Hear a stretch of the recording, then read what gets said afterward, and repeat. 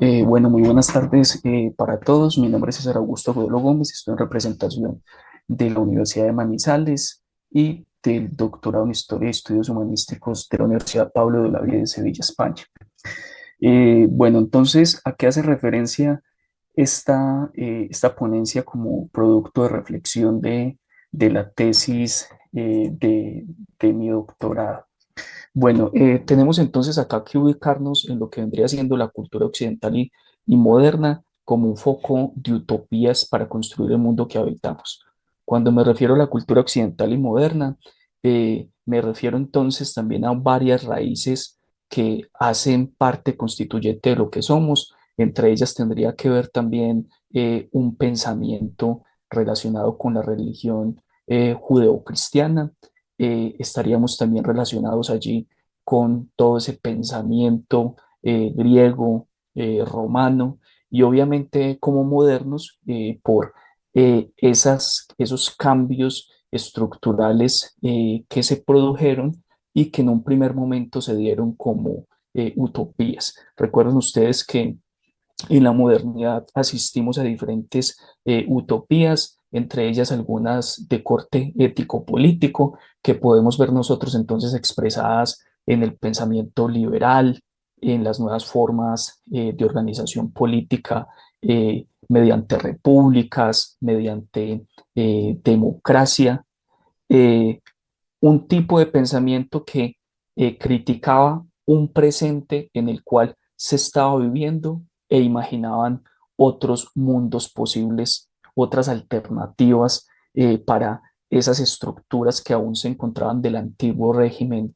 de ese sistema monárquico, feudal, medieval, ¿cierto? También entonces esa cultura occidental y moderna llegó a usar las llamas del capitalismo y de ese modo de producción industrial. También llegó a imaginarse sociedades donde el ser humano devenía en un amo y señor de la naturaleza gracias a esos diferentes avances científico-tecnológicos. Recuerden ustedes cómo en este caso Francis Bacon, en una de esas utopías del Renacimiento en la Nueva Atlántida, se planteaba allí de qué forma podría vivir la sociedad y vivir de una mejor forma gracias al avance del saber, gracias al avance de los conocimientos científicos que se lograrían si pudiésemos entonces obtener un nuevo método, desarrollar un nuevo método de investigación científica. Recuerden ustedes que en esa discusión de Francis Bacon con su Novum Organum se encontraba esa gran figura de Aristóteles que todavía era, digamos, parte de ese paradigma en la sociedad medieval.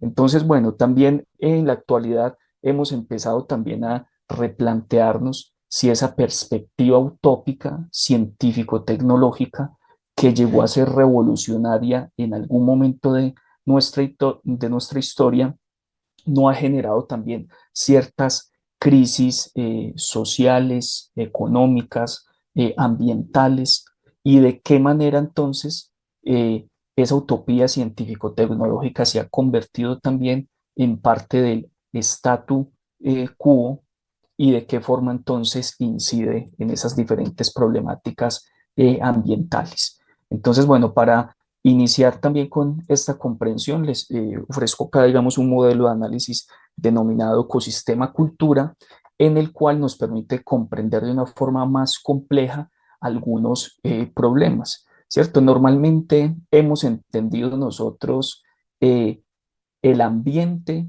como aquello que nos circunda, que nos rodea, ¿cierto? O hemos llegado también a confundir ambiente con ecosistema, ¿cierto? Desde esta perspectiva, ¿qué es lo que se propone? Desde la perspectiva de Augusto Ángel Maya, un pensador ambiental colombiano, que lo ambiental emerge de las relaciones que hay entre los ecosistemas y los sistemas sociales y culturales, ¿cierto? Fíjense ustedes en la siguiente definición de Elena Moreira. Ella nos dice que cultura, desde un punto de vista etimológico, tiene entonces un origen en esa palabra cultus, que significa entonces el cultivo de la tierra. Me parece que es una definición interesante porque nos recuerda que la cultura no se reduce solamente a una dimensión semiótica, simbólica, de los imaginarios que tenemos como sistema social y cultural, sino que también nos dice, hay una serie de técnicas, de prácticas que nosotros como sistema social y cultural tenemos y que permite que nuestro sistema social y cultural se produzca y se reproduzca. Piensen ustedes si como sistema social y cultural podríamos nosotros existir sin la capacidad nosotros de diseñar unas viviendas, de diseñar nuestros vestidos, de ir también diseñando unas formas de producir nuestros alimentos y que vamos sistematizando esa serie de saberes, ya sea a través de generaciones por ensayo y error, o ya sea gracias a la sistematización que nos ofrecen gracias a algunas disciplinas o algunas ciencias, ¿cierto? Entonces, nos dice también que la transformación de la naturaleza a partir del trabajo y la apropiación de herramientas técnicas ha generado un fuerte vínculo entre el hombre y su entorno. Yo diría ahí entre el hombre y los ecosistemas, ¿cierto? Un fuerte vínculo que hemos también roto a la hora de nosotros considerar que los ecosistemas y la naturaleza son solo y sencillamente recursos naturales, ¿cierto? Que parte de una perspectiva también configurada desde la modernidad. Entonces, en este modelo de análisis se nos dice que lo ambiental, que estaría situado acá en la conjunción entre los ecosistemas y los sistemas socioculturales, en eso ambiental emergen también una serie de problemáticas. ¿Por qué? Porque nosotros como sistema social y cultural eh, dependemos nosotros de los ecosistemas para poder subsistir. Piensen ustedes qué sería de los medios de comunicación actuales que dependen también de las fuentes de hidrocarburos, ¿cierto? Con los combustibles entonces fósiles. Dependemos de esos ecosistemas para que esta forma de sistema social y cultural, el nuestro, se pueda reproducir, pueda permanecer. Y en esa dependencia generamos una serie de impactos en estos ecosistemas.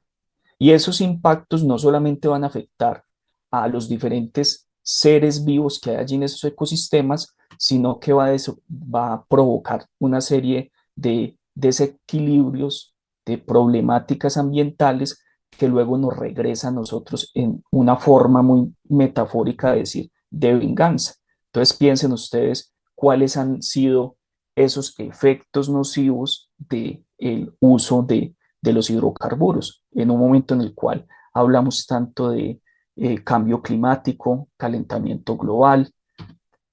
Bueno, en ese largo proceso de nuestra especie, con ese proceso de hominización, el sistema social y cultural se ha ofrecido como una plataforma instrumental de adaptación. Nuestros cuerpecitos son bastante frágiles cuando tenemos algún clima que sea en un extremo, ¿cierto? No aguantamos ni las bajas temperaturas durante mucho tiempo, ni tampoco podemos soportar las altas temperaturas sin sufrir algún tipo de deshidratación, golpe de calor, ¿cierto? Y morir por ello. El sistema social y cultural, con la técnica y la tecnología, ha desarrollado diferentes formas de vivienda que puedan entonces protegernos de esos puntos límites, digamos, como del clima. Entonces ahí tendríamos a esa cultura como sistema de adaptación. Piensen ustedes qué sería de un oso polar llevándolo para la sabana africana, o piensen qué sería de un león si lo llevásemos para la Antártida, ¿cierto? ¿Qué pasaría con ellos durante mucho tiempo? ¿Podrían sobrevivir? ¿cierto? En el caso nuestro, nuestra especie es bastante diferente. Bueno, aquí habrían algunas diferencias entre ciencia, técnica y tecnología. Voy a sintetizar aquí un poco.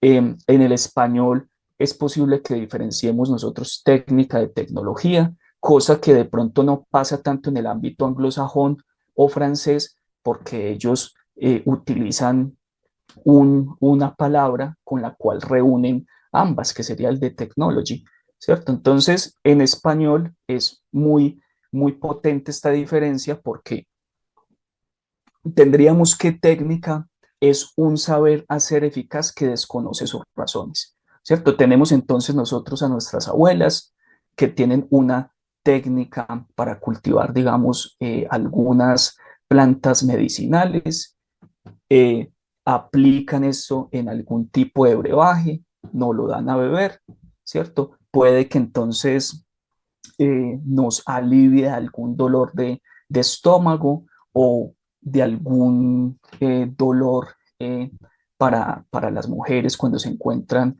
digamos, entonces, como decimos cotidianamente, en sus días, ¿cierto? Ya sea acudiendo a la canela, pero nuestras abuelas desconocen el porqué, las razones, cuál es la relación allí, causa y efecto, ¿cierto? Mientras que en el caso de tecnología ya tendríamos un saber hacer eficaz que sí conoce esas razones, ¿cierto? Entonces, en la tecnología ya tendríamos entonces una serie de conocimientos que nos van ofreciendo las diferentes ciencias para ese hacer eficaz.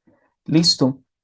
Bueno, en ese largo camino de la humanización, les recomiendo Una Odisea Espacial 2001, que hay un fragmento muy interesante en el cual hay un tránsito de un hueso a un transbordador espacial, ¿cierto? Mostrando allí como ese largo avance en nuestro camino, no solamente evolutivo, sino social y cultural.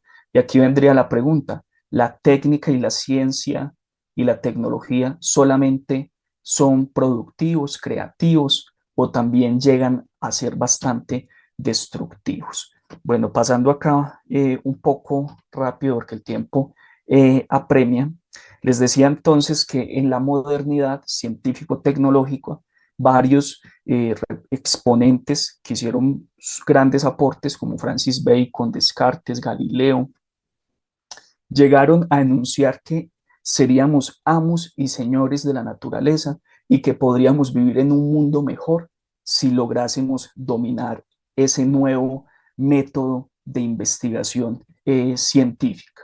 Luego hemos ido desarrollando entonces también una serie de pasos, de procesos, de etapas para poder entonces enriquecer ese camino de la ciencia, ya sea que algunos sean popperianos y digan, bueno, me voy por el falsacionismo, u otros les agrade un poco más una perspectiva kuhniana y hablar de paradigmas, aquí serían entonces algunos de ellos. Les tengo aquí un par de imágenes con algunas de esas armas y herramientas que tenemos en la actualidad, tanto para fines destructivos como para fines también investigativos, como para fines también productivos, ¿cierto? Y quería recordarles que esa crisis de la cultura moderna no solamente la evidenciamos en un aspecto ético-político cuando vamos y pensamos lo que sucedió en los campos de Auschwitz, ¿cierto? Sino que también podemos pensar esa crisis de la cultura moderna mediante los vínculos que hay entre Hiroshima y Fukushima, ¿cierto? Recuerden ustedes que en la Segunda Guerra Mundial, después de todo ese complejo militar, industrial, científico, político que requirió los Estados Unidos para el desarrollo de las bombas atómicas, tuvimos también entonces una serie de efectos destructivos. Se aprendió bastante en términos de tecnología nuclear cuando los Estados Unidos detonan las bombas en Japón y luego envían a todos sus conjunto de expertos a estudiar qué fue lo que sucedió allí con estos artefactos, ¿cierto? Empezamos entonces a tener allí una serie de muertes posteriores a ellas, efecto también de la radiación, ¿cierto? Entonces, podríamos decir en este momento que en nuestro presente la ciencia y la tecnología interactúan para fines destructivos y para fines también productivos. Recuerden que en esa dialéctica que les quiero presentar acá, en un primer momento entonces tenía un fin netamente destructivo, la generación de bombas. Luego se le promete al mundo que al domesticar esa nueva fuerza de la tecnología nuclear, nos convertiríamos en amos y señores de una nueva fuerza, de una nueva energía, que sería la energía nuclear. Sin embargo, recuerden lo que sucedió en Chernóbil y años después con Fukushima, ¿cierto? En ambos casos, que fueron desastres, pues, en centrales de energía nuclear, en ambos casos podríamos decir que ese gran poder desata unas fuerzas que muchas veces escapan de nuestro control e intensifican la devastación. Sabemos que nos vendieron también este tipo de energía como una energía revolucionaria, una energía verde, una energía que contribuiría a reducir la contaminación en el mundo. Sin embargo, ha sucedido, digamos que todo lo contrario. Bueno, algunas de las conclusiones serían que la emergencia del pensamiento utópico moderno respondió a una época de rupturas frente a la sociedad medieval y sus instituciones sociales. Dicho pensamiento tuvo su momento revolucionario en los discursos literarios, filosóficos, en los que se imaginó otro tipo de sociedades diferentes al de su presente histórico, desde dimensiones ético-políticas, científico-tecnológicas, etcétera. Sin embargo, ese pensamiento se cristalizó deviniendo en el statu quo hegemónico que produce los impactos negativos ambientales y los encubre mediante sus discursos ideológicos y sensológicos. Muchas gracias a todos por su atención.